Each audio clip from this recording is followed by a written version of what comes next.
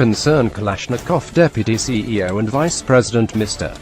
Arkadiy Privalov conducted a briefing to Philippine Embassy in Moscow on November 3 on how the iconic AK-47 assault rifle has developed into today's modern variants. The Department of Foreign Affairs said, Concerned Kalashnikov is the largest Russian manufacturing company that produces assault and sniper rifles, guided artillery projectiles and a wide range of precision weapons. The briefing illustrated that the modern and vastly improved Kalashnikov assault rifle could match and exceed the specifications of its competitors. The briefing also showed that aside from having several variants of the modern Kalashnikov, these can be customized to suit the needs of the end user, DFA said. Mr.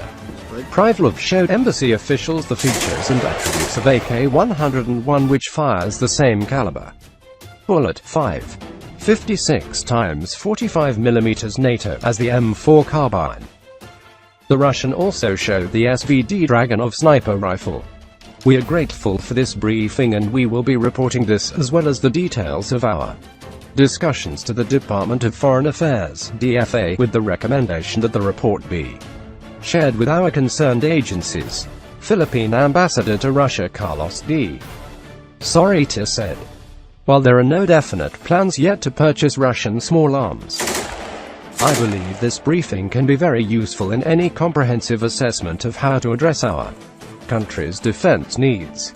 Any decision will have to be made by the concerned agencies as end users, and also because they have the experience, expertise, and authority to make the necessary determinations.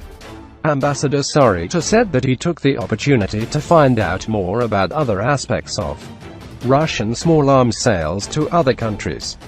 I wanted to find out several things other than what items were available and the technical details, the ambassador said. I wanted information on whether Russian sales would include not only after-sales service but also if Russia would support the Philippines' own efforts to develop its small arms industry, as they have done in other countries that bought the weapons, he added.